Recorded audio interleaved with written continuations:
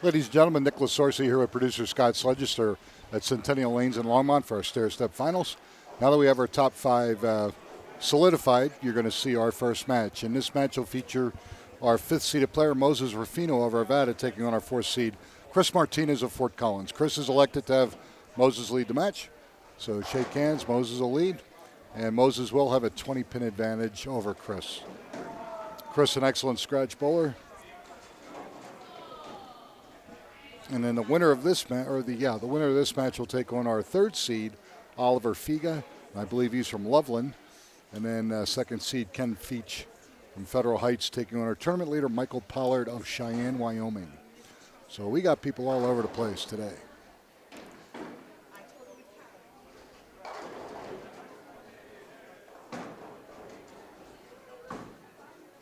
That looks good.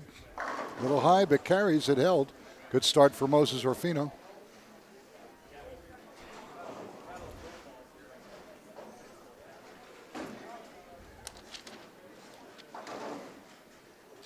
So with our stair-step finals today, fifth place will pay $329 with 5% of the megapot. Fourth place will pay $379 with 5% of the megapot. Third place will pay $632. Second place, $1,214, and our champion today will make $2,428. Good start for Chris Martinez. So both bowlers open up with strikes.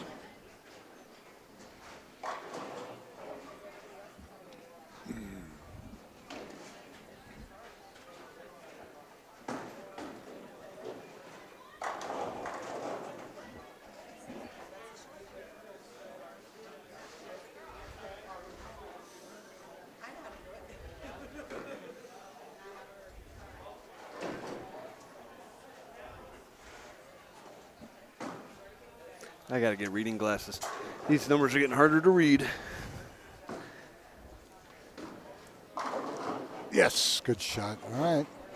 Chris starts with a double. You got to remember he's got to spot Moses 20 pins, so Moses keeps closing frames. Chris has to keep on striking, which he's very capable of doing, so absolutely. We'll see what happens.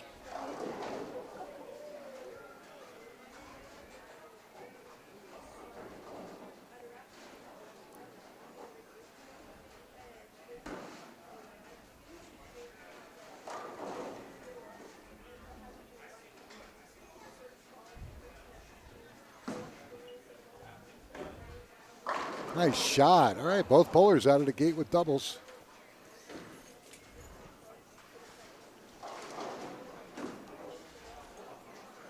So handicap's going to become much more of a thing here. Yeah.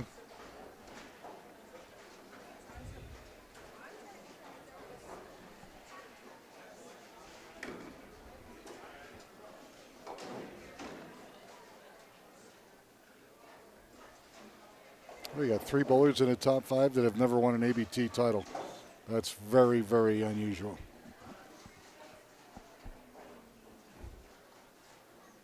Frame number 3 for Moses Rufino of Arvada.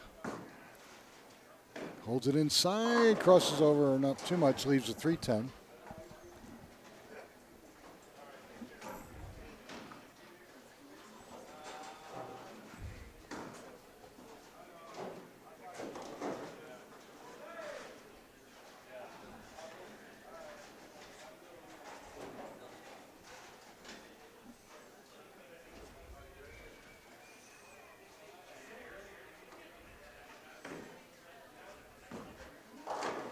Maybe no.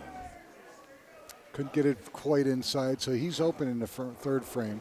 So he goes double 8-1, 56 in the third. It's a great opportunity for Chris Martinez to get most of that handicap back.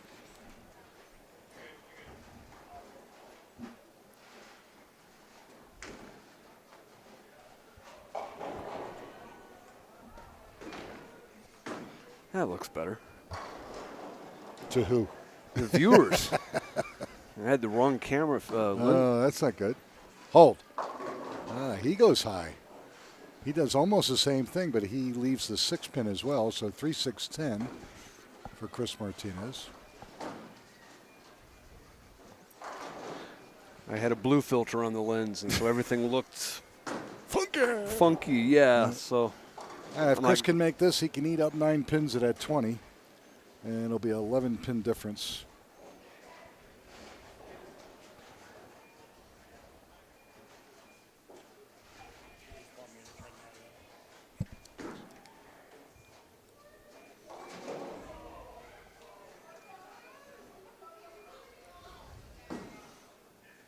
Looks good. All right, no problem. So Chris Martinez, double spare.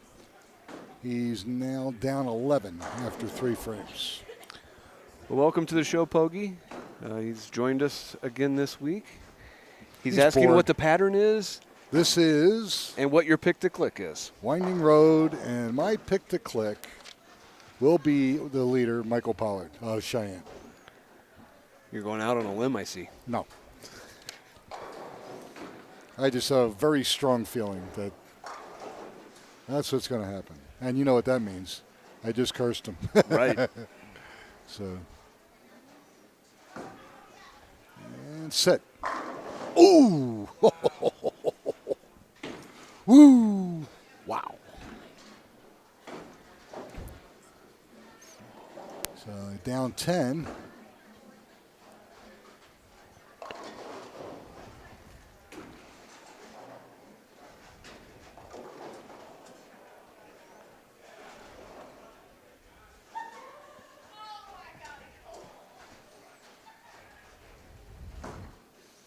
No problem with the 8.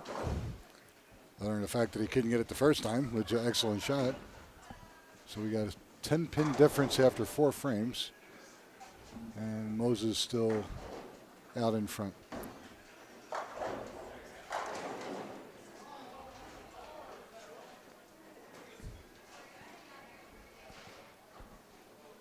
I take that back. Moses is up for his 4th frame.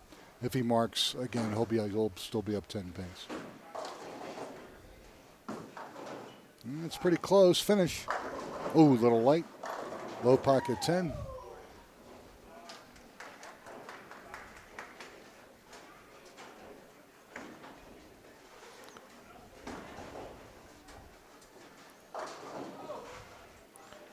Well, Pogie likes Chris Martinez. That's his I don't pick. blame him. Another excellent choice. Chris is a very strong player.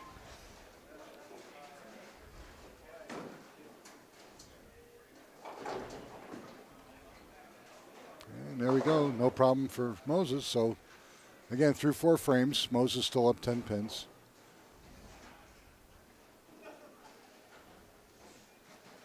Again, next week, our year-end fun event at Holiday Lanes. The bowlers in the club will not know the patterns, and we are going to put 2 different patterns on each pair. So left lane will be one pattern, right lane will be another. It'll be a lot of fun. Sit, sit. Nope, goes up high, leaves 6-10.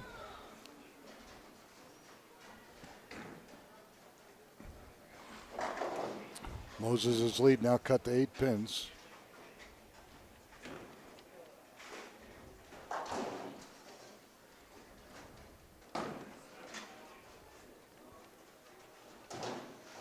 You know, I was telling my wife Joanne, this will probably be the first time in over 40 years that we will not be either running a bowling center or hosting a tournament on New Year's Eve and New Year's Day. Really? Yep. So do you have plans? Yeah, we'll probably do absolutely nothing and lock the doors and stay away from cars that happen to run into buildings and stuff like that. We'll turn off the phones. And, Absolutely, yeah. Shoot the carrier pigeons and all that stuff, huh? Yeah. Do they have carrier pigeons in Denver? Somebody's got carrier pigeons. Okay, all right. Even if it's just as a kind of hobby thing, somebody's got pigeons. Nice. Yes, gets a break with that 4-pin. Yeah, Pogie might be onto something with picking Chris. He has a keen eye for talent. And a database. I swear he's got a database. Johnny's talking good about you again. You know, that's so unusual for us. He pulls up these obscure little things about all the bowlers. Yeah. I just hope that he doesn't go back far enough and find something to me when I was like, 18 or 19. I think that's worth a lot of money. Only to keep it off the air. Yeah, exactly. Can he double? Yes. All right. He has now taken a 2-pin lead through 6 for Mr. Martinez on a 266 pace.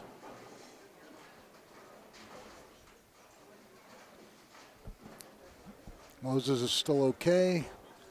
Needs to get some strikes here. He did start out with a double, but then left a split and 2 spares since.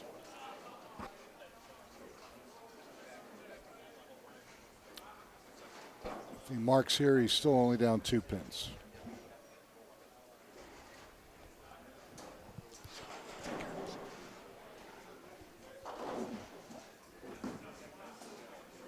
Maybe. Beautiful shot. Attaboy. Okay. Down 2, but he can get those, can get up to an 8-pin advantage here. If he can double as well, he's up in frame number 7.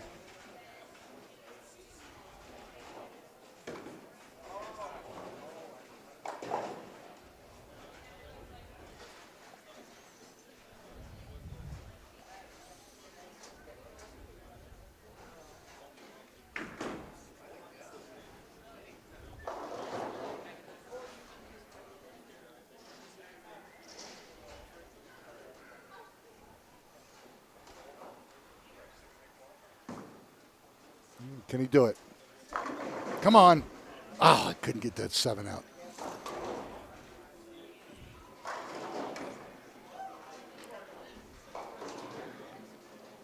Okay. Like this spare, he's still only down 2 pins.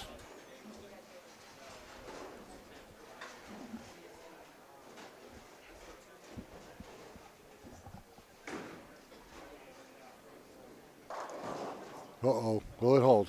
Yep, no problem. Okay. So Moses Rufino, 114 in the 6th with a spare. Chris can extend the lead with another strike.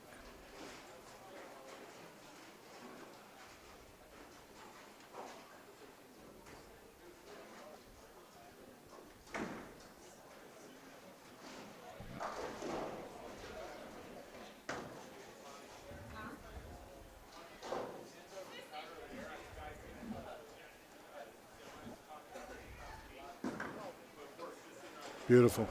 Beautiful. Oh, so far he has crushed a 7 and an 8.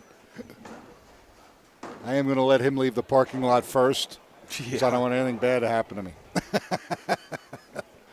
Wow. 2 great shots. Woo. That was about as sweet as you could throw a ball. They just didn't go down in his favor. No. Well, we could say the same for Moses. He had a shot at kicking his 7-pin out also, which would have given him a double. Either bowler could take care of that 7-pin. No problem for Chris. 135 in the 6th. He is up 1 pin.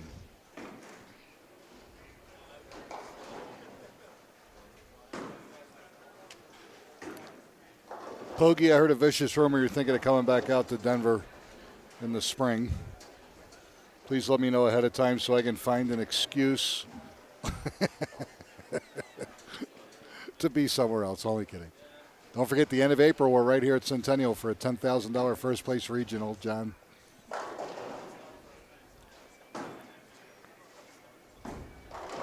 Chris Martinez, a little light. Oh, he kicks the 2-pin out. Not only is he good, he's lucky. That's going to be a fun week for me because I've got I got a double event Sunday, the 19th, with football and ABT, and then I'm in Vegas all week, and then I'm back here for your regional. Wow. So, what's in Vegas? NAB, National Association of Broadcasters. Oh, that's right. You were telling me about that. A week-long convention of camera geeks. Yeah. And we're at Las Vegas Convention Center. Okay. They take over so the whole thing. Yeah. They take over the whole city, really. Yeah. Last year was not their largest attended, but they broke 60,000. Wow. That's crazy. And I've been asked to organize a bowling tournament for the streaming subsection of it. So this is going to be an interesting week because I'm going to be bugging Nick about how to run a tournament. And there you go, buddy. All right. So this time he converts the baby split, giving himself a chance. And where will you be holding it? Yeah, where? That's actually part of what I've got to organize. Okay. And I have a preferred center. Of course. But I don't know who to talk to and how hard it'll be. And I know it would need to be in the bowling center, not the plaza. Of course. Because everyone's going to need shoes.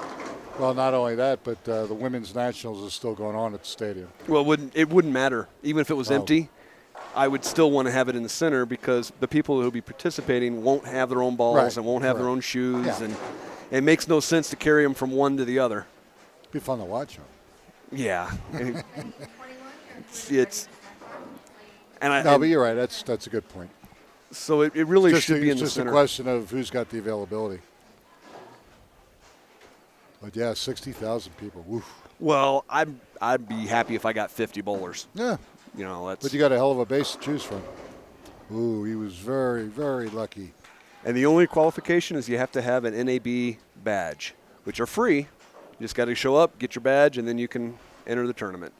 So, and you can't have a PBA card. I've decided to add that. Very good. You're learning.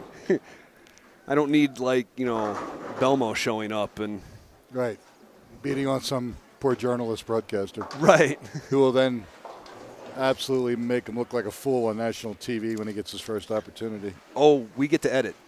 So he may beat us on the lanes, but we get to edit it. Well, so much for that idea. No, actually, I'm hoping it'll be fun.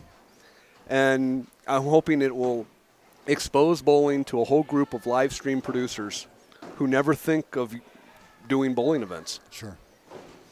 All right, here's the situation, folks. If Moses Rufino punches out, he shoots 212 max, and remember he has a 20-pin advantage, which would be 234. I would force Chris Martinez to do exactly the same to win by a pin, and he's got his start. So if he strikes out at 10th, he'll shoot 235. 250 would handicap. To Moses is 247, so extremely close game, but looks like they're going to depend on strikes to determine the fate of our round one winner.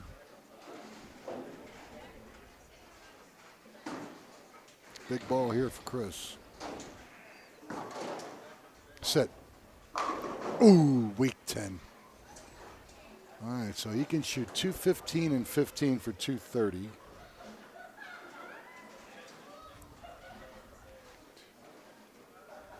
Which forces Moses to throw the first one.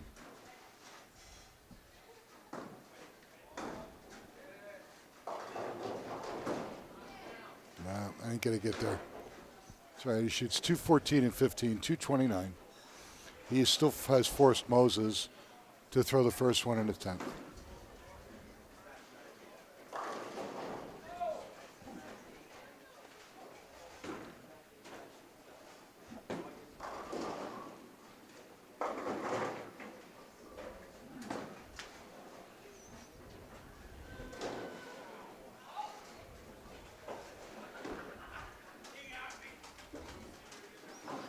Are folks able to hear us? I just got a report that some folks are having difficulty hearing our audio.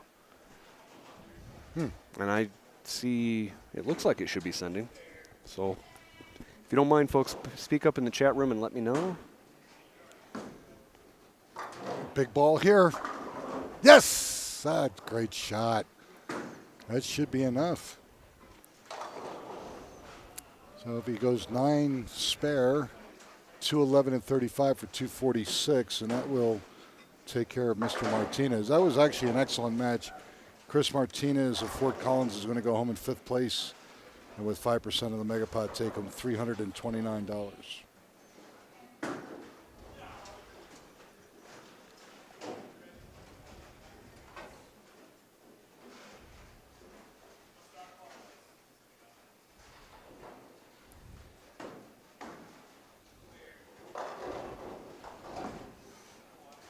Sit.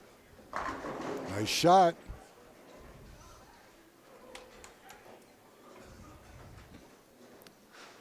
That was an excellent match. 240-something to 234. Chris congratulates Moses on an excellent game. Chris was clean with 214. Moses had an open, but was able to start out with a double and finish with possibly a four-bagger to claim match number one.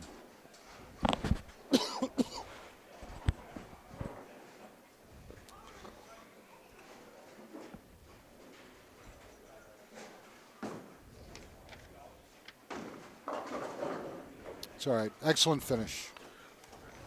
All right, Moses Rufino, 210 and 35 for 245. He advances over Chris Martinez, who shoots 234. When we come back, you'll see match number two. That'll feature Moses Rufino against our third seed, Oliver Figa. And again, you're watching the Amateur Bowlers Tour here at Centennial Lanes in Longmont. We'll be back in just a moment.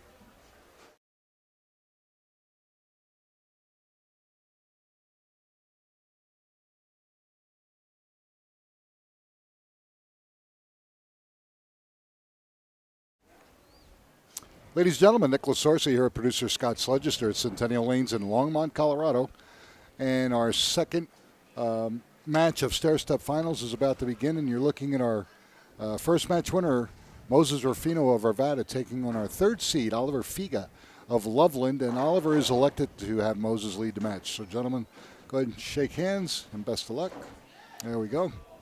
This is Oliver's first appearance in our stair-step finals, and Moses has a couple titles under his belt, but it's been a long time since he's won one. So see if he can get that winning mojo back. Winner of this match will feature or go up against Kent Veach of Federal Heights. And then our number one seed, Michael Pollard of Cheyenne, Wyoming, waiting in the wings. Oh, that went real high, and I thought he was going to get a break on that time, but he doesn't. Leave the 410. So not the start that Moses would have wanted. Whoa, look out. Scott's throwing germs all over the concourse. Yep. Run for your lives. Hey, my radiation levels are down. You haven't been near Rocky Flats in a while. That's true. All right. So Moses gets one, 9 out in frame number one.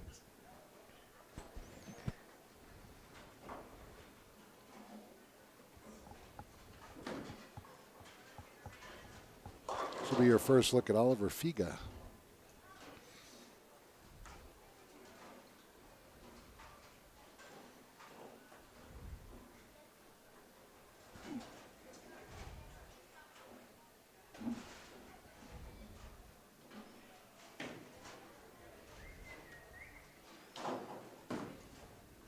Sit. It's going to go high. 3-6-10. Ooh, it's a sturgeon. The 3-6-9-10. It has been picked up once today, but not by Ken.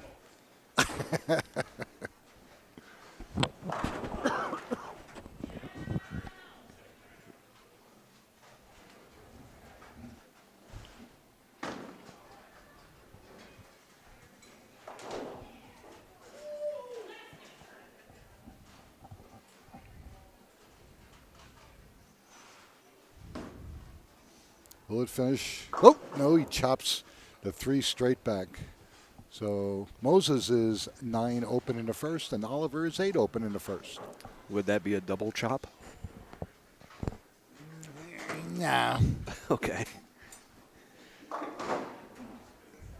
That's one of the many ways, though, that Mr. Sturgeon would attempt to make that and not succeed.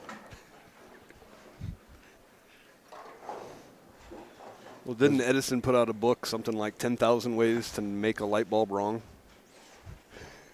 I think Ken's got him beat on that spare, though.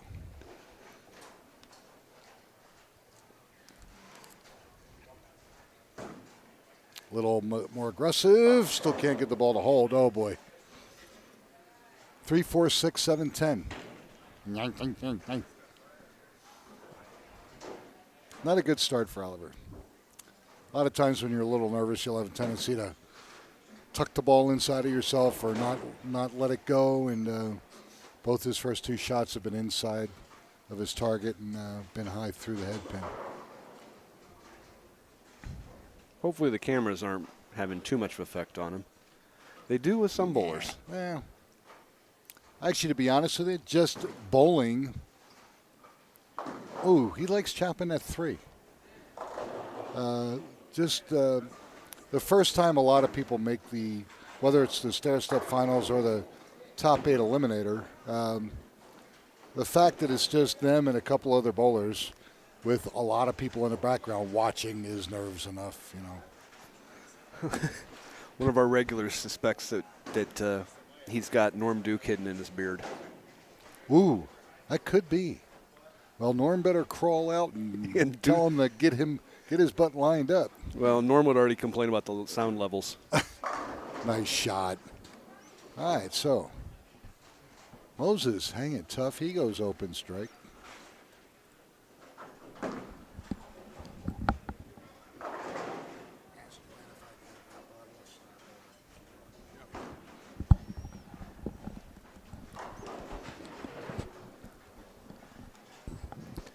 I have a feeling this is going to be another one of the, and I might be issuing a curse here, and I hope not, but I have a feeling this could be another one of our situations where we see the number 5 seed just climb the ladder. Well, you know what? I think that happens more than you would believe. I know for a fact that It happens more than you expect. The top-seeded player has won, I think it's 40-some% of the time. You would think that it would be higher than that. But the 5th or 4th seeded player, when they get on the pair, if they happen to survive and get lined up, now they're loose, now they're relaxed, they know what ball to use and what line to play, they become tough.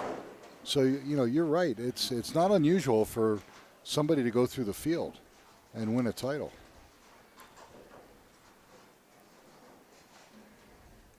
So what do we got here? We got some serious ugly going on here. 37 in the third for Moses Rufino, opening 2 of the first 3 frames. And Oliver, he's trying to move further left. And I will explain to you why that's not really a good move on this pattern.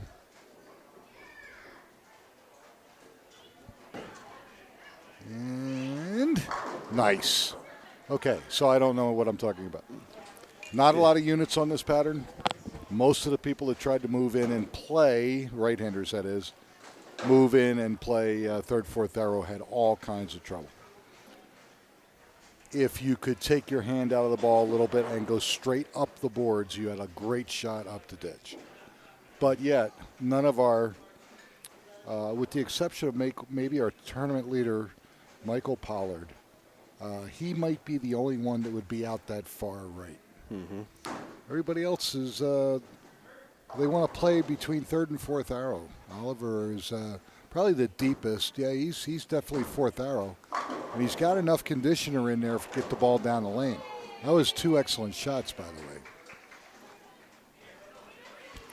But unfortunately for him, 2 different results. Yeah. And our 2nd seed, Kent Veach, is warming up on the end pair. And if he misses a little bit, he's playing more inside than straight up like, say, 18 to 20, up and in.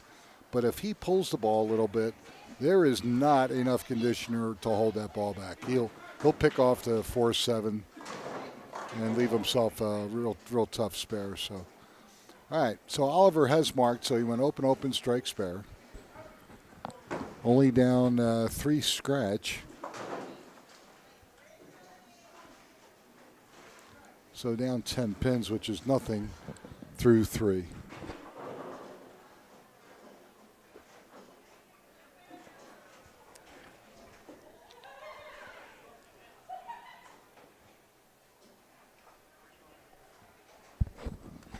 Okay, frame number 4 for Moses. Hold.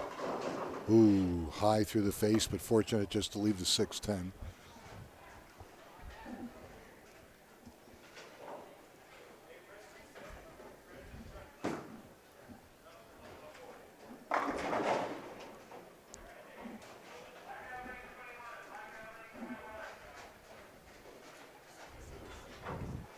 bowlers lanes 1 through 18. Your lanes are coming on for 15 minutes practice. All right, Moses attempting, he makes that no problem. All right. So Moses goes split, strike, split, spare. So he needs to get lined up on this left lane. And so right now he's up 10 pins.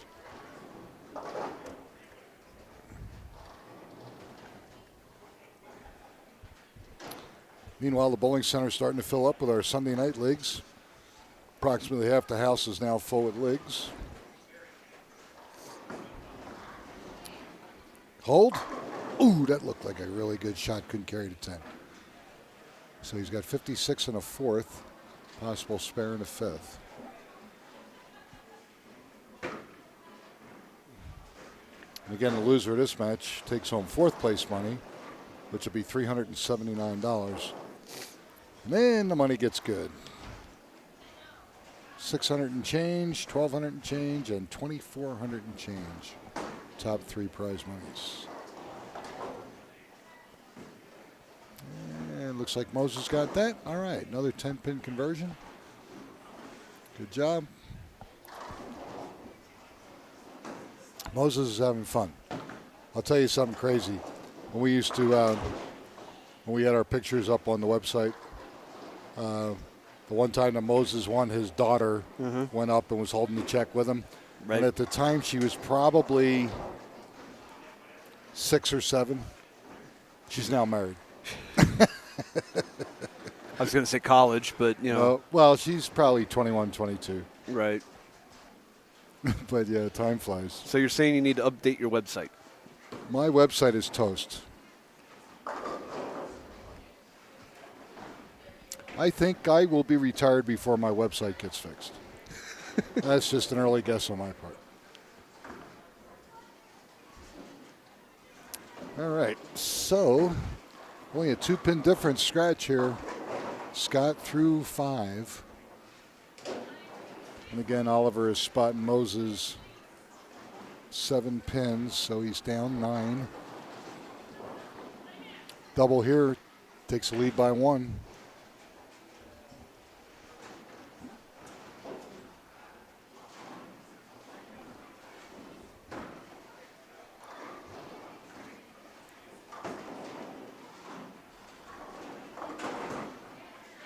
Ooh, hold.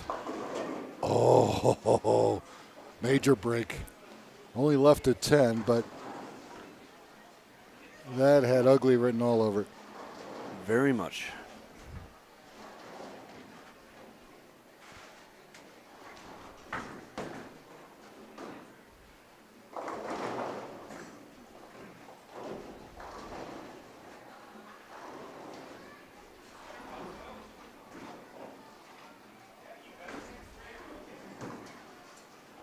Hold on.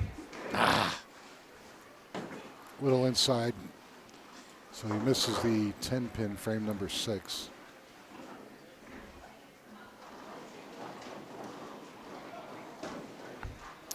Now a mark here by Moses. He could take a 20-pin lead.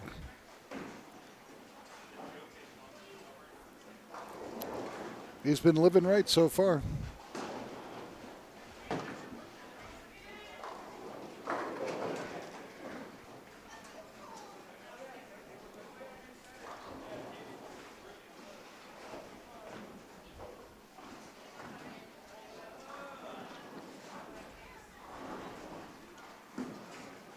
Uh-oh, D doesn't like it.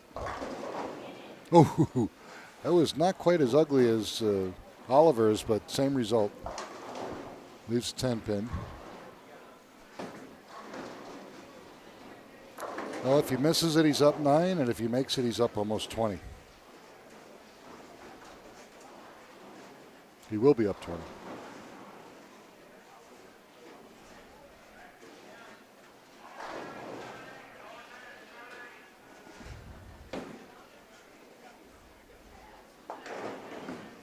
It looks good. And a boy, Moses makes another 10. So he's up 20 pins through 6. He can win this match. His prize money goes up to a minimum of $632. So this is big monetary jump.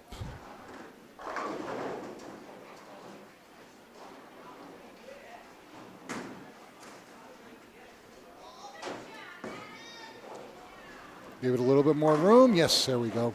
Good shot. 95 in the 6th, strike in the 7th. So Oliver's got to get going here. Moses is locked in on these lanes. Yeah. Well, let's put it this way. He knows where to play, but it's a question of executing the ball through where he knows he needs to be. Yeah, because knowing what to do and being able to do it. Right, exactly. Two totally different animals. Yep. Boy, Ken Veach over here has just run the last 4, but of course he's on a pair that is not the TV pair. Right. That looks pretty good, Oliver. Hold. Great shot. There we go. You needed that. He can actually max out at 202. Both bowlers through 7 and both bowlers with strikes up in the 7th frame.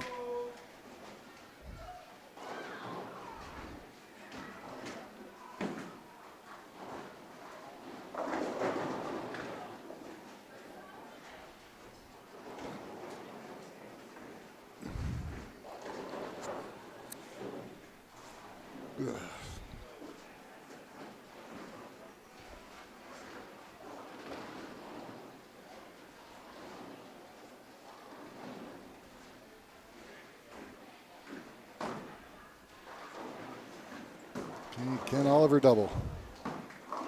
Oh, just didn't quite get up the hill. Leaves 2-8-10. Bad break.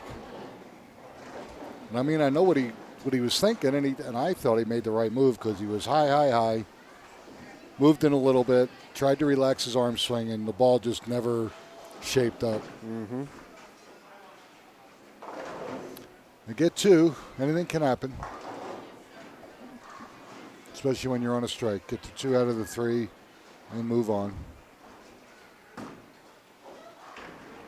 That's exactly what he did. Good job. So I believe he's got 110 in the 8th open, which he does. So he can max out at 170 scratch.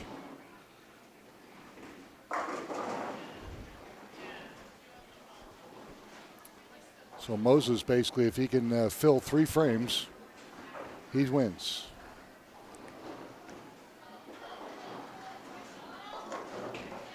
And his march up the ladder continues. We'll have to start getting some John Philip Sousa music at that point. What are we doing? Sit? Nope. High through the face. Yep, 310. I don't know. I was thinking baby elephant walk instead. Dum, bum, bum, bum, bum, bum. Anything but baby shark. No. I've had enough of that through baseball playoffs. Oh. They're doing that in baseball playoffs? Oh, yeah. I'm glad I missed Gerardo Parra, who used to be at the Rockies, on the Washington Nationals, and that was his little daughter's favorite thing, of course, as is a lot of the youngsters out there. And he started playing it for the team, and the team It took off. So- Yeah, because they're superstitious. Oh, and no. Yeah. Baseball players? Come on. Well, there's a heavy metal version of Baby Shark. Is there really? Oh yeah, and it comes from an artist out of Norway. And and if you're gonna have to listen to Baby Shark, listen to the Frog Leap version because it's it's he puts a guitar solo in the middle of it and everything. It's awesome. Great. Oh, get out of there. Oh, here we go. He was fortunate enough to make the first split. Now he splits again in the 9th. This could have been a cakewalk, but he's going to be making it interesting. Well, if he gets 2 out of 3, he'll have 141 in the 9th.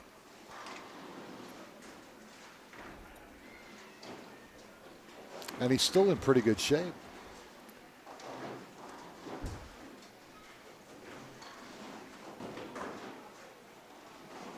Ooh, that was a great try. I thought he had a really good shot at that. So gets 1 out of the 3. He's got 140 open in the 9th. I'm always looking for fill music when we go out to South Point for the Nationals. So, in your honor, I'll get a copy of Baby Shark. Gee, thanks, Scott.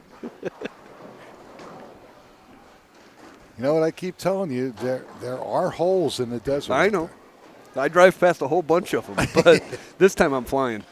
You might be flying into one. Hey, well, if they let me in the cockpit, that's more likely. All right, come on, Oliver. Let's make this close. Sit. Still high. Leaves a 610. Best he can do is 160. At this point, Moses just needs a mark in the 10th frame. And that's with Oliver going spare and 3 in the 10th.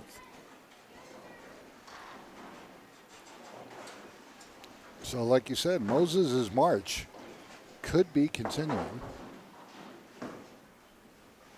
Don't do it. All right. Makes a 610. If he doesn't double here in the 10th, Moses just needs pin count.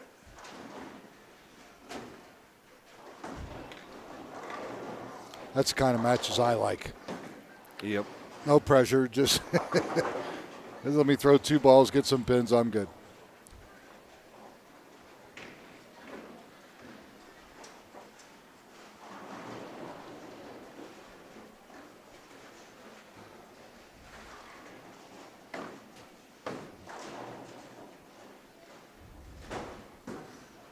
First ball in the 10th. There we go. Good shot. All right, 1 down, 2 to go.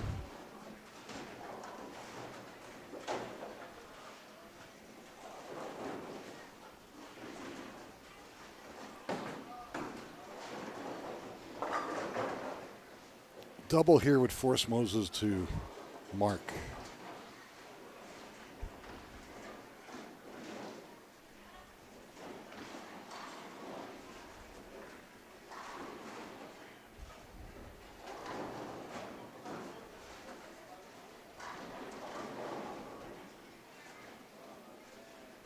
Big ball. Sit, sit, sit. Beautiful shot. There we go. Good ball. All right. So, with that double, he's forced Moses Rufino to mark in a 10th to continue. And as you know, stranger things have happened.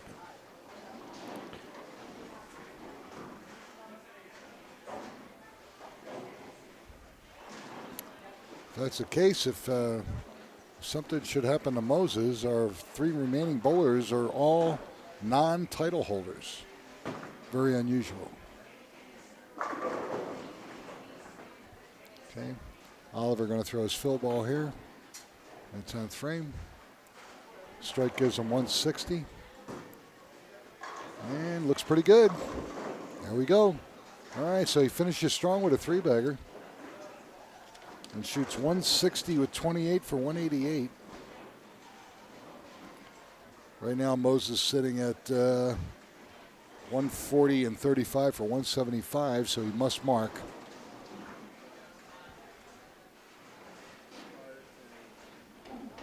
Mark in 4.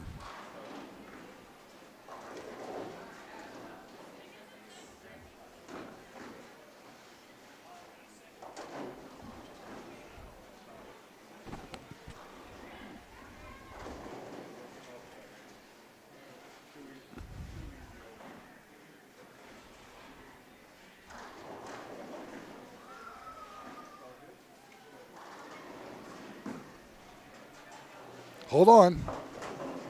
Oh boy, look at this. Right up the middle. I told you, anything can happen. Unbelievable. 4, 6, 7. In all probabilities, it's going to cost Moses the match. He's going to shoot 184 with handicap and lose by 4 pins if he gets 2. Right. For him to continue, he's got to make it. And I can't tell you the last time I saw this made. If ever. Nope, that's going to go right down the middle. All right. So 148 plus 35, 183. Moses Rufino will go home in 4th place with 5% of the Megapod, $379. You just never know, folks. Anything can happen. So Oliver Figa wins our second match, and now he's going to take on our second-seeded player, Kent Veach of Federal Heights. When we come back, you'll see that match. Again, we're here at Centennial Lanes in Longmont. I'm with producer Scott Sledgister. I'm Nicholas Sorsa with the Amateur Bowlers Tour. We'll be back in just a moment.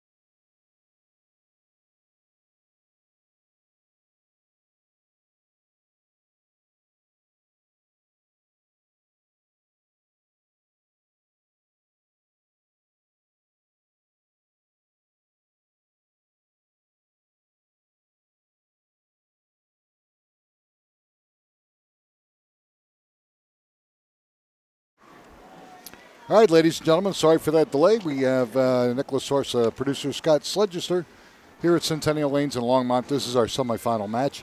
This match is going to feature Oliver Figa of Loveland taking on our second seed, Kent Veach of Federal Heights. Both gentlemen looking for their first titles. And Kent has elected to have Oliver lead the match, so shake hands and best of luck.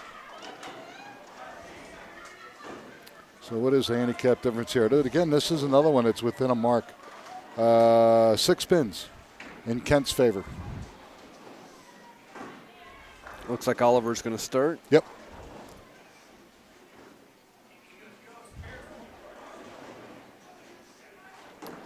Now, unfortunately, loser of this match takes home $632, and in second place, $1,214, and our champion today, $2,428.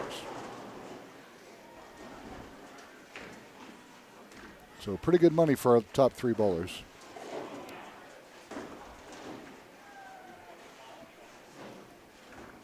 And Oliver finally got lined up on his pair late toward that other game, the last match. Little fortunate there just to leave the 3. Yeah, he struck out to force Moses to mark in a 10th, and Moses failed to do so, and Oliver moves on.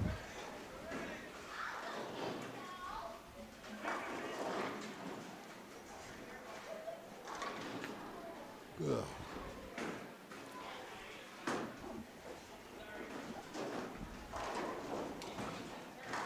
Okay, no problem making the 3-pin. So Oliver closes frame 1. Now you're going to see Kent Veach of Federal Heights. Kent, on and off, has been with the club for well over 20 years. Works for the U.S. Postal Service.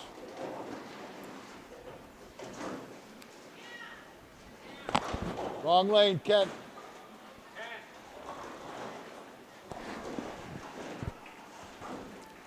It's been a while for him, too. Now, there's a joke here about postal wrong delivery, but... No, let's not go there.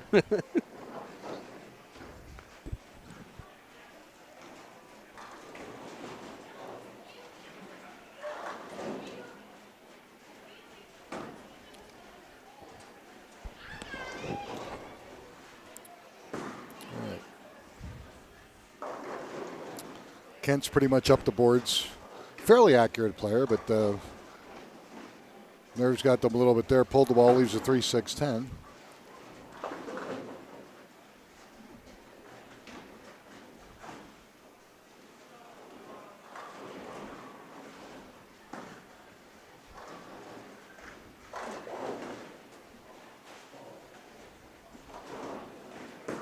Goes right at it. Looks pretty good. And oh, it didn't finish. I thought it was going to finish, roll up, and it didn't.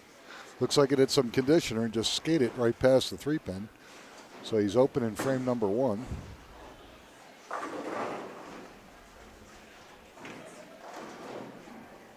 So a little handicap advantage he had is now gone. Let's see if he can rebound here and mark in the second frame.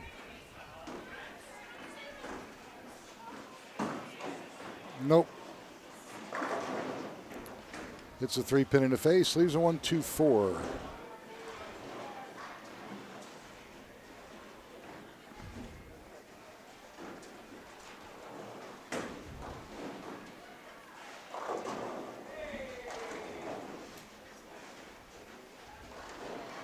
Well, Ken's been sitting for a few minutes since his tiebreaker. Yeah, absolutely. But he has been, pulls the ball and leaves the head pin. So I'm wondering if the break was too Well, long. it can be, but, he was continuing to throw and stay loose over there. But, again, with you are going to pull balls.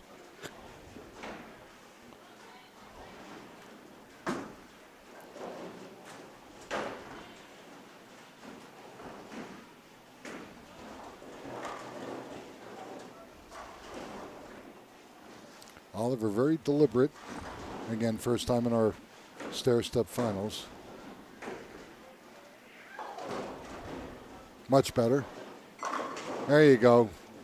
A little bit more aggressive, and ball held line pretty good. So spare double to start for Oliver.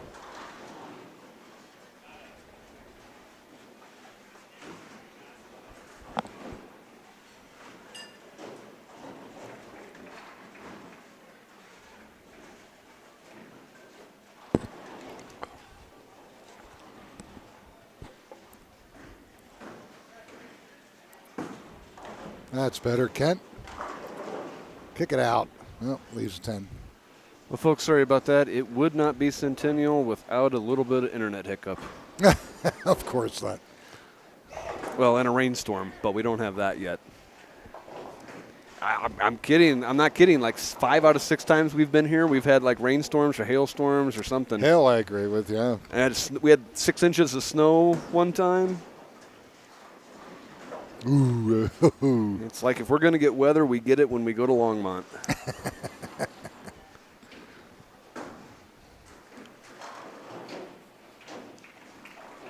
I mean, Boulder I could understand. That place is possessed. But Longmont?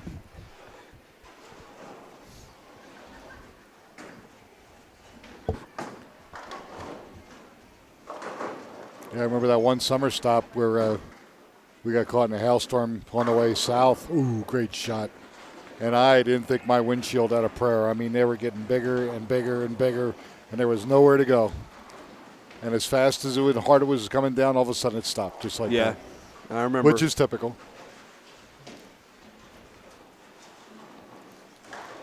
It's a beautiful center. I love this place, I but do it's too. just it's weird. We always get bad weather, or we often get bad weather. We haven't tonight, but you know, I'm going to hit a tornado on my way home. I'm sure. Why not? Yeah. If I see flying monkeys, well, you know. Or if you start calling your car Toto, I know there's something going on. No, my car's Hagar. Little red rocker that never does the speed limit. Ow.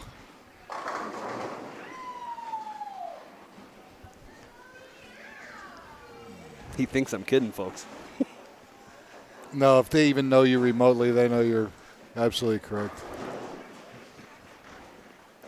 Okay, it seems I've got scoreboards all screwed up. Let me fix this here. Meanwhile, Oliver going for a 3-bagger. Ooh, crosses over, leaves a 5. So this could be drinks for half of North America with a miss. Now, since this is Colorado, should we amend that? Because, you know, not everyone here partakes in alcohol. They partake in more herbal situations. Nah. Oh, yeah, this state, yeah, it is jacked up. But the smell would just about kill anybody else. So. Well, you've been on I-70 near Colfax lately? Oh, or I-70 Or I-25, near the old I mean. airport. Yeah. There are sections of town, folks, Yeah. that when you drive through, even with your windows closed, you're like, ooh, contact buzz. Yeah. Oh, there we go. 812,000 bottles of beer have just been sent out to Yeah. various viewers across the country.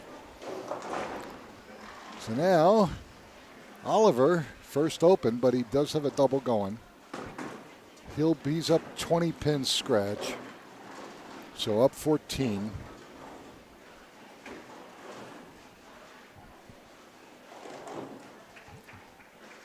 And Pogie, I will be on the East Coast in a couple weeks. And from what I hear, the weather's going to get really cold and nasty, which is about my luck.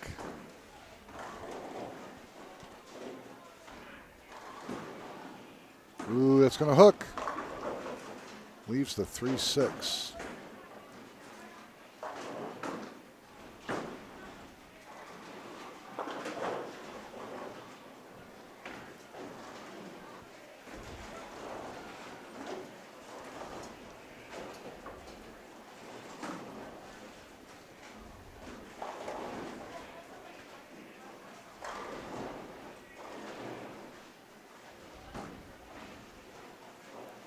Oh boy. All right. So Oliver spares in the 5th. 77 in the 4th. Kent Veach only down 14.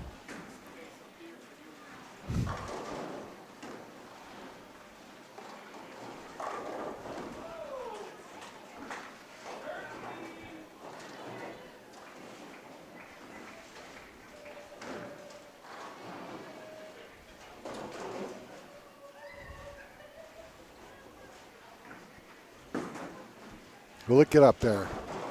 Ooh, very light, leaves a 2-4-5. 54 in the 4th.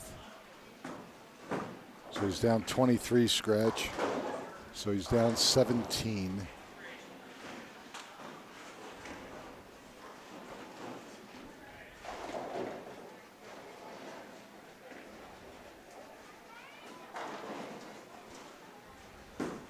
Ooh, I don't think it's going to get there. Wow. What do I know? That got off his hand. I figured that's going right and he'll never get back. But he easily converted it. 2-4-5. 54 in the 4th, spare in the 5th. I know you said earlier, but what is the pattern again? For what? This? This. Winding Road. Winding Road. One of the early Kegel sport patterns.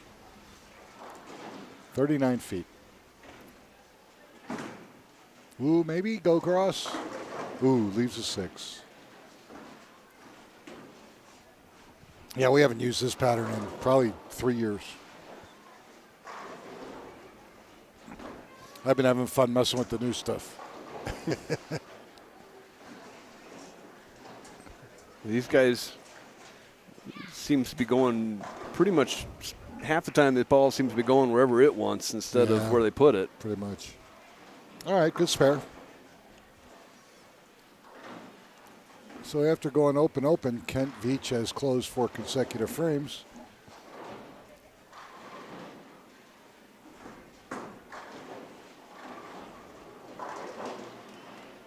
So it wasn't beer that everyone wanted. It was herbal tea and hot cocoa because it's cold. It's got to be cold somewhere. Yeah, that's it's right. cold back east. I'm sure. Well, they said that there was going to be a frigid front coming in from the northern plains going into the East Coast, so that doesn't surprise me. Not possible. My stepmother's still in Arizona.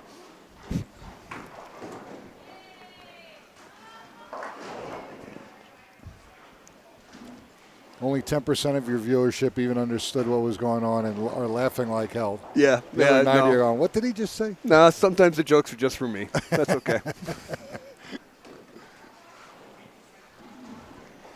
You know, it worked for Richard Pryor. It can work for me. And we're from the same neighborhood. They worked for the Marx Brothers, but their lines were so fast you had to watch a movie 5 times to get them all. Well, and read the screen. Yeah, yeah, sometimes. All right, Oliver converts a baby split, 95 in the 5th, spare in the 6th.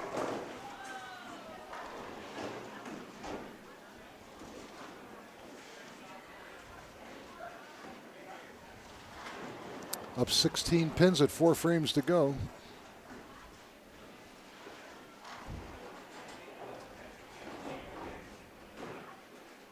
Handicap alone won't get it done. So.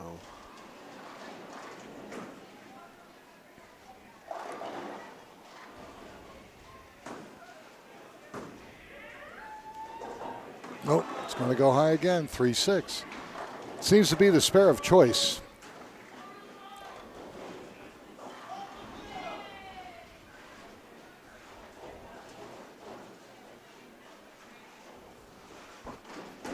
Yeah, you're right. He keeps getting that pattern over and over. Yeah. Does he need to move left or right to avoid that? I would move left, or I would change equipment. I think he's got a pretty damn good line. He just needs to get the ball, to put a ball in his hand that can get further down the lane with some finish. But he's grinding and he's leading, so who's to say? 113 in the sixth with a spare in the seventh.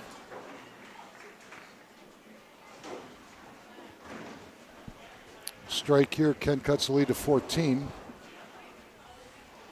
And if he should double, he cuts the lead to 4. So obviously not out of this match.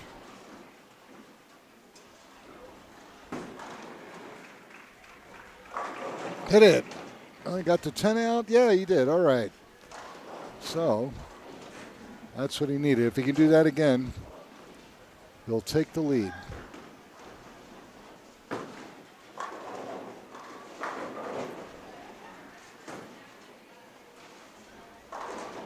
Take that back. He'll cut the lead to 4 pins, but that's still excellent. Last couple shots have been much more. His arm's been much more relaxed and hasn't pulled the ball. Actually, let the ball go hit the target. So this will be a golden opportunity, frame number 8, to get a double. That's going to go left, and oh, he does carry it. He got lucky. Why not? Cuts the lead to 4.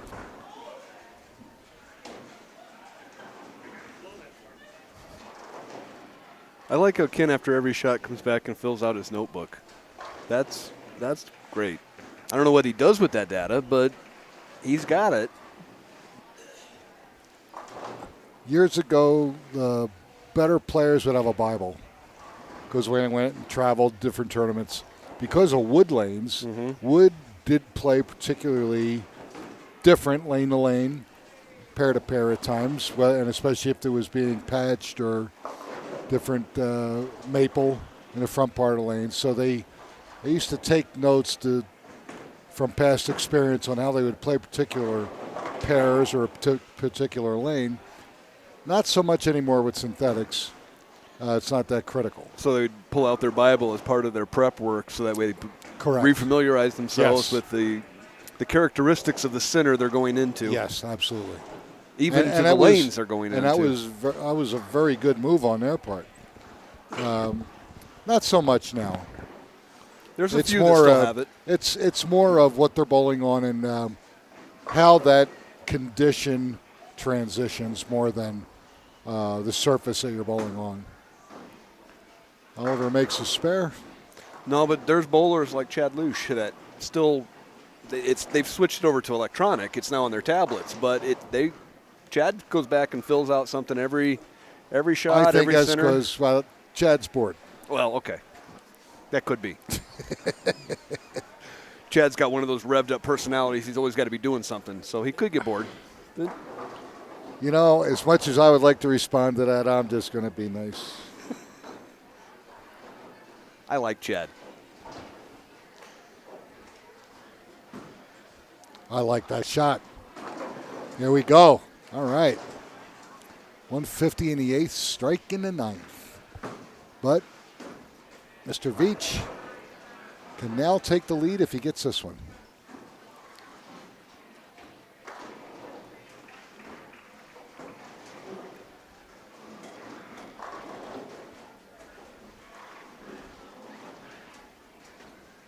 Ninth frame for Kent Veach, working on a double. can max out at 213. There we go. Crosses over. Now he's got a 3-bagger. Yep. Call it early. 23, 150, 190. He has now forced Oliver to double.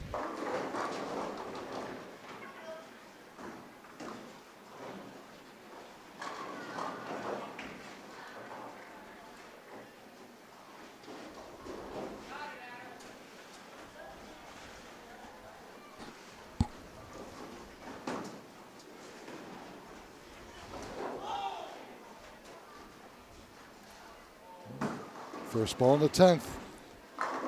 He goes left, leaves the 5. So if he goes spare a strike, he'll shoot 192 scratch, 226 with handicap.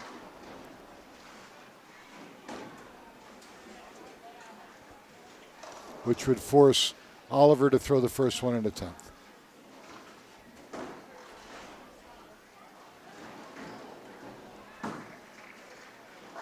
Hold on. Oh, my goodness. That's 2 5-pin misses we've seen today, both by each bowler. Kent Veach goes 180 with 34 for 214. So basically, Oliver needs a mark and count to get into the championship match. He's been given a great break. Let's see if he can take advantage of it.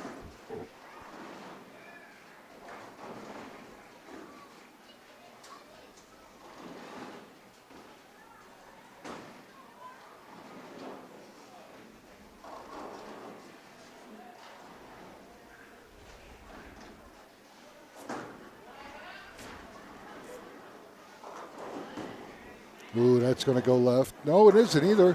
Wow, he got deep enough where the ball skidded right into the 1-3. Finished just in time, of course. Actually wound up being a great shot. And Oliver Figa is going to get into the championship match. Kent Veach is going to go home in 3rd place, but with 10% of the Megapod takes home $632. Good weekend for Kent.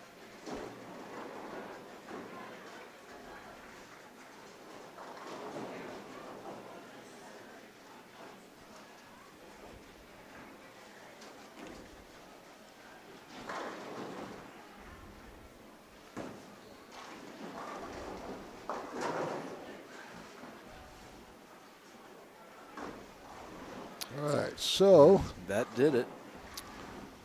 Yeah, even if he fails to get the last 2 pins, he's got 198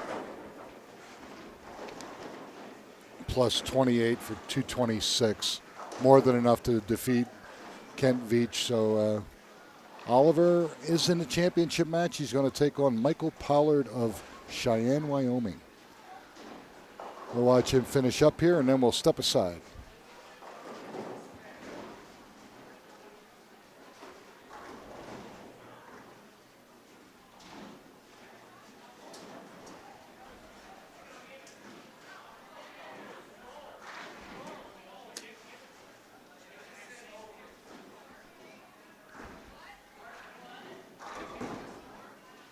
Will it hold? Wow. But that's good, though, because he had the match in hand. He wanted to see what he had. Not a bad idea. So Oliver Figa shoots 196 scratch with 28 pins, shoots 224, overtaking Ken Veach of Federal Heights with 214. So when we come back, Scott, championship match time. Oliver Figa of Loveland looking for title number 1 up against Michael Pollard of Cheyenne, Wyoming, also looking for title number 1. You'll see that right here, folks. We'll step aside for just a moment. You're watching the Amateur Bowlers Tour here at Centennial Lanes in Longmont. We'll be back in just a moment.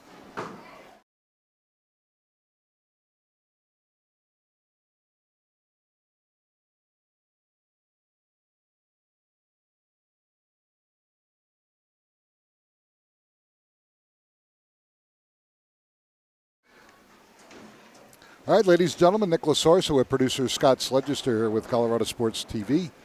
We're here at Centennial Lanes in Longmont. This is our championship match. ABT Denver branch's stair-step final format, and it's going to feature two gentlemen that have never won. We have Michael Pollard of Cheyenne, Wyoming, our tournament leader, up against Oliver Figa of Loveland, and Oliver has won a couple matches, and now he's looking for title number 1 as well. Michael has elected to have Oliver lead the match. Again, a 1-pin difference in handicap in Oliver's favor. They're going to shake hands, and we're going to begin our 4th and final match. Pretty cool that we have two people that have never won. You don't see that in this branch too often. No, not at all. Since we've been doing this for 37 years in Denver.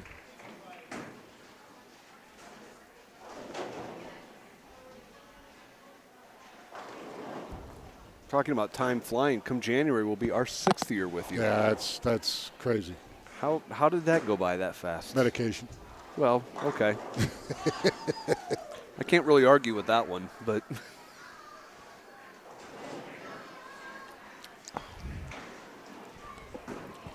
all right, good start, Oliver. Why not? Okay. He's laughing because he's afraid to go further left. He wants to try to go right, but he knows that that's not a good idea. So I'm thinking his goal is to stay where he's at and hope that he carries a few of those Brooklyns. He'll be in good shape. Mm-hmm.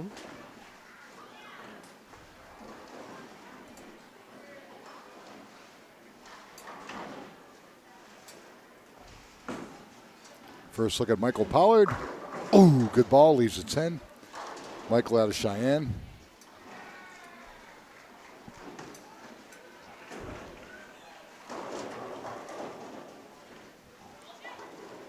Michael had to call his daughter tonight and say, sorry, hon, well, I'm not going to make bowling tonight.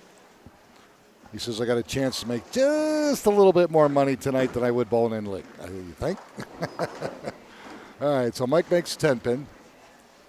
Both bowlers mark frame number 1. Again, 1-pin difference in handicap. Oliver's favor. Well, depending upon his league, he might be able to do a makeup night tomorrow. I don't think he cares. Well, yeah. Take my average. I'm good. Yeah. And he was telling me right now there's only one bowling center in Cheyenne, and that's 2-bar. But he told me that they're thinking about putting like 30-some lanes in a rec center, which would be awesome. Because I remember that one time we had 3 up there. Cowboy just closed, and I think the other one was Cheyenne, but I'm not sure. There's actually a number of very large city-owned buildings that are currently sitting empty. Sure. So it wouldn't surprise me if they retrofit one of them. Well, why not? Absolutely. Got a lot of bowlers up there.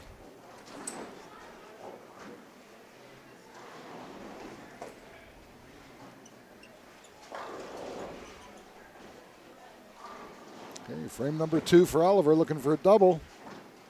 Nice shot. Wow, that was a great ball. All right, so Oliver increases his lead to 11 with that double.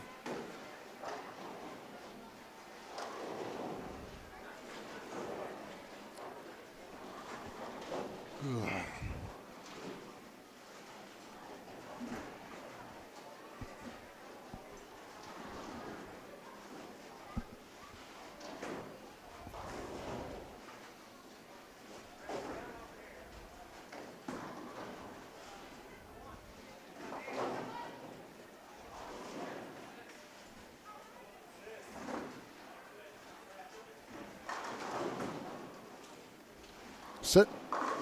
Yes. High and kicks out the 4-pin for a 3-bagger right out of the gate. Way to start. Somebody's pumped. Yeah. Michael's going, okay, I ran into a buzzsaw. Here's a guy that in the first 2 matches has shot 188 and 224 with handicap, starts out with a 3-bagger. What did I do to deserve this? Can he get a double? No. Oh, and he leaves the 4-7-10 on top of it.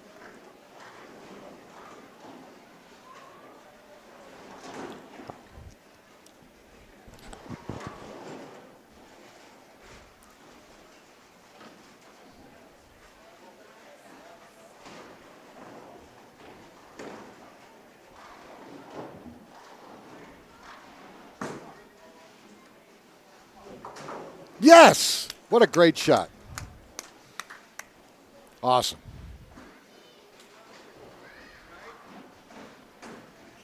That'll get the audience going crazy. How'd you still up, Michael? What a great shot. 4-7-10 conversion on a strike. That is so huge you can't believe it. Especially when your opponent starts out with a three-bagger. You remain clean through three. Frame number 4, that's better, and a great shot. All right, so he's got the left lane wired for sound, but he's really having trouble with the right lane. And Oliver's the opposite. Oliver likes the right lane, but he's having trouble on the left. So interesting.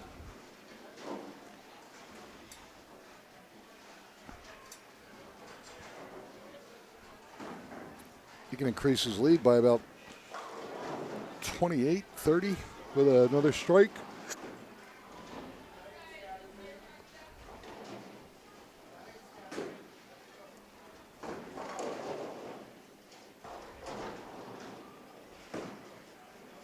Set.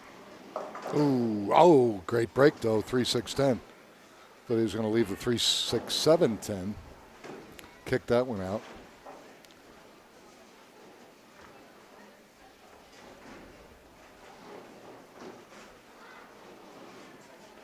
So if he makes this spare, he'll be up 18 after 4 frames.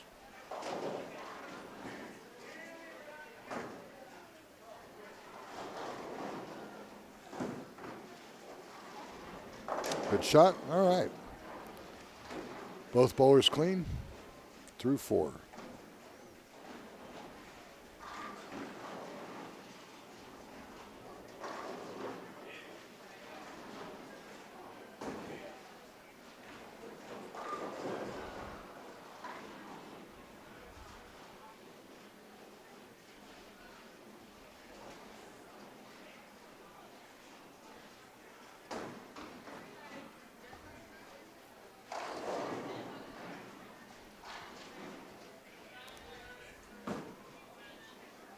Sit. Oh, what a bad break. Wow. I liked it. What do I know? Well, Ball just did not have anything left to finish. we've only seen this completed once. By whom? Do you remember? A lefty. Oh, they don't count. Well, they think they do. Attaboy. All right, get your one. 104 in the 5th. Bad break for Oliver Figa. Golden opportunity for Michael Pollard to get back in this match. And actually take the lead with a double.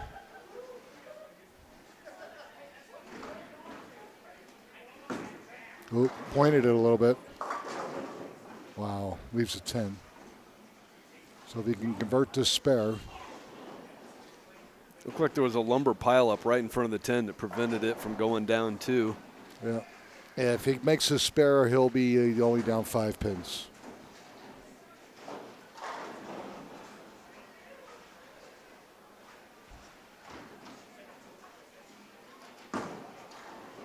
And no problem. All right, so Michael Pollard, 80 in the 4th, spare in the 5th. Down 5 pins to Oliver Figa with half the match to go.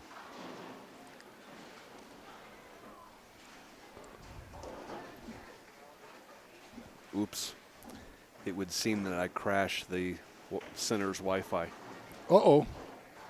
because my system flipped back over to 4G. Go. Yes, here he goes. Loves the left lane.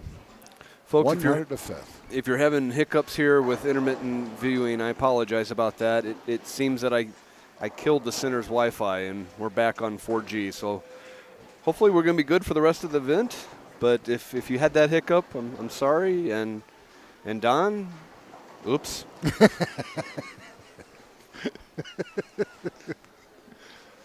I'll reboot it when we're done. Yeah. As fast as these guys are going, though, it won't take too long. No. Good match. Oliver, frame number 6. That looks pretty good. Oh, yeah, that was awesome. Good comeback after that 7-10 split in the 5th.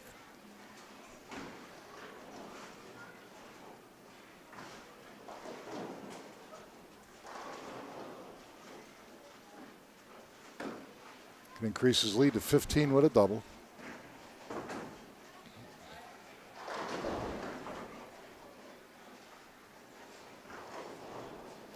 Don't forget, folks, if you're going to watch us next week, we're at Holiday Lanes for our final, well, for our year-end tournament. And actually, we do have one more singles event scheduled for the year at Crown Lanes, 20th, 29th of December. But next week's going to be fun. Our membership will have no idea what they're bowling on.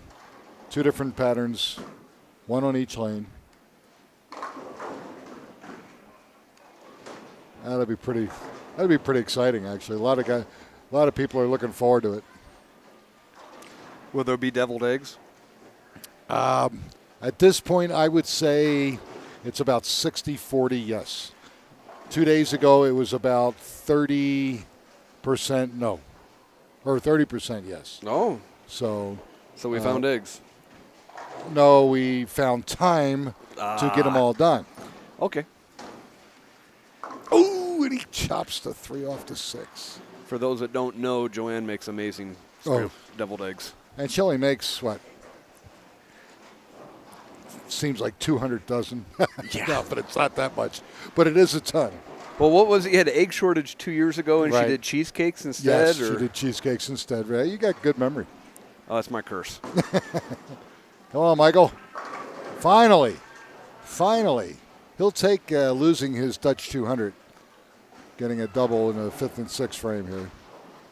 Yeah, that was right. In fact, you couldn't even find them on the shelves. No, there was an egg scare. Yeah. And they were hard to find everywhere. Yeah, it really was. So she decided to do her little mini cheesecakes with either blueberry filling or cherry filling, and of course they went faster than the double eggs did. Well, when I got home last year, the boys were both like, "Did we bring any deviled eggs?"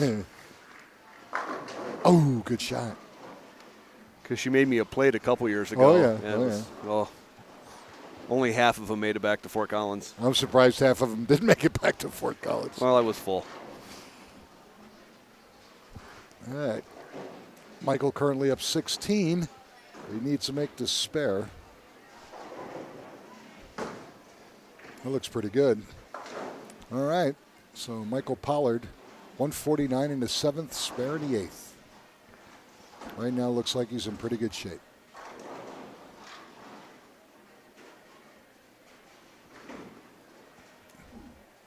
Then he's up 16, and there's 3 frames to go for Oliver Figa.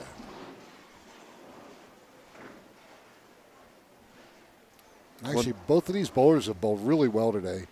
They both came in and bowled the special entry squads on Sunday morning. Both made it. Frame number 8. Sit. Whoa, a little high. Okay, that's the Mike Pollard spare, the 4-7-10.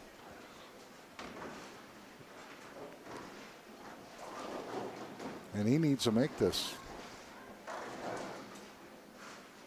Now look how huge that split conversion was for Michael back in the 3rd frame. Mm-hmm. Especially when Oliver started out with a 3-bagger. What a change. All right, so Oliver gets 2. He's got 141 open in the 8th. He can max out at 201. And Mike.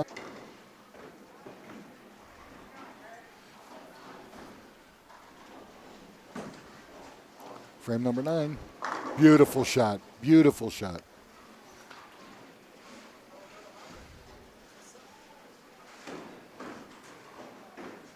Unfortunately, I think it could be too little too late.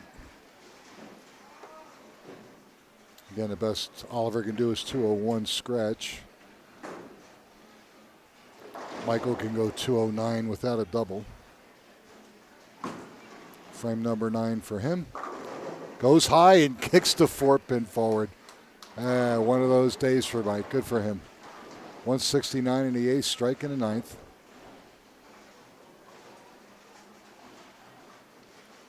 Okay, if he marks in the 10th or throws the first one in the 10th, Michael Pollard is our new champion.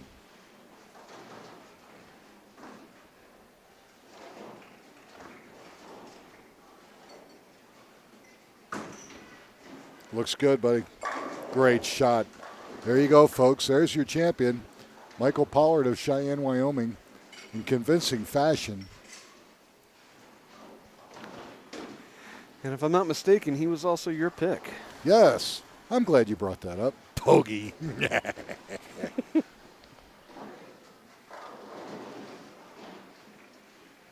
I just had a feeling, although, again, John picked Chris Martinez, who's an excellent player. But, you know, and has done sometimes well here. and it's just a matter of luck. Michael just got lined up at the right time, and Oliver couldn't catch up with him. Michael's easily going to win his first title. I asked him what his best finish was. Believe it or not, his best finish so far is a tie for 6th. Michaels? Yeah, so he definitely beat that today. That's a jump. Yep. What a great finish.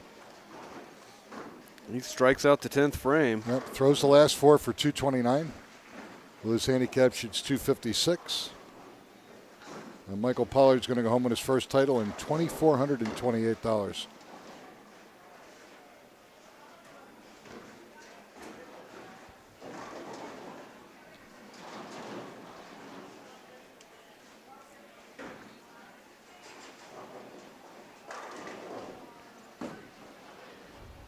Come on.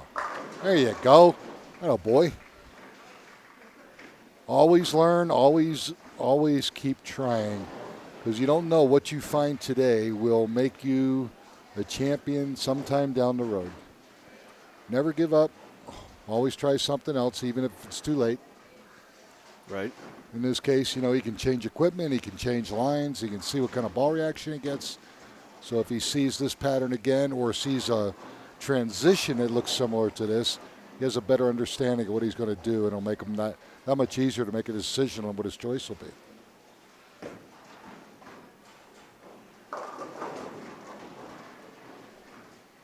So if he makes this 10-pin, he's going to shoot 190, which, again, that's a great showing for Oliver.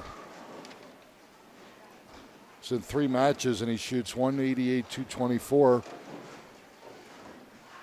and like about 210. But he's going to go home in second place with $1,214. All right.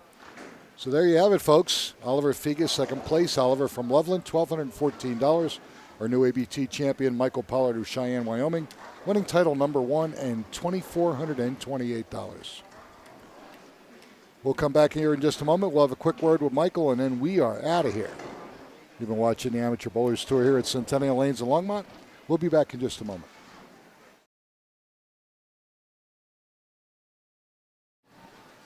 All right, ladies and gentlemen, Nick Lasource. I'm here with my new ABT champion, Michael Pollard of Cheyenne, Wyoming, and I was just talking to him off camera. I said, Michael, what a great game. I mean, he was on a Dutch 200 pace. Had a great look on one, couldn't carry on the other, and then you got lined up and go double spare 4-bagger to close the match. And Oliver started out with a 3-bagger, but that split that you made, the 4-7-10 that he left that he couldn't make, you know, in some weird way, kind of told you what was going to happen. But I thought that was as clean as you could make that 4-7-10. Right. That was awesome. Really was. And, yeah, you bowled very well today. Well, you're a tournament leader, 107 over for 3. Bowled well all weekend. You deserve it. Well, thank you. Good to see it.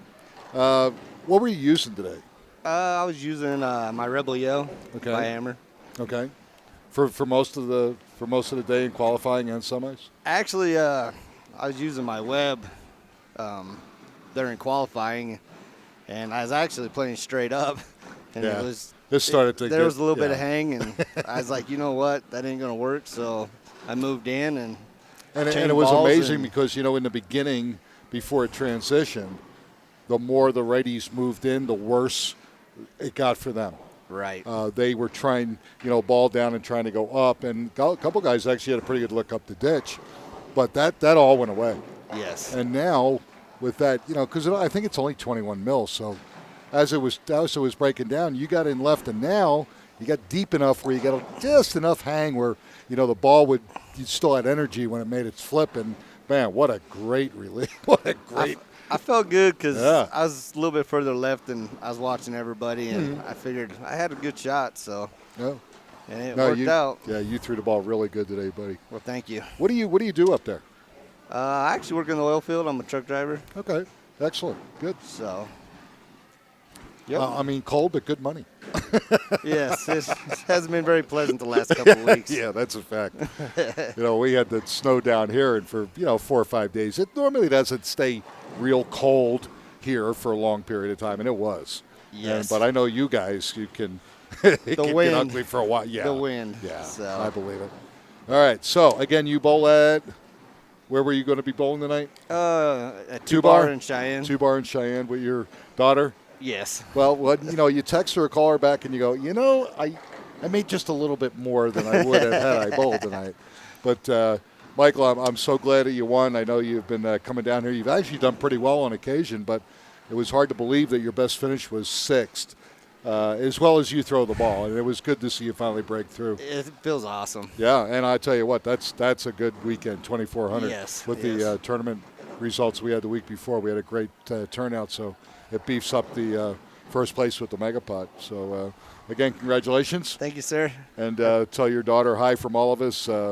And folks out there, Michael Pollard of Cheyenne, Wyoming, winning his first title, convincing fashion.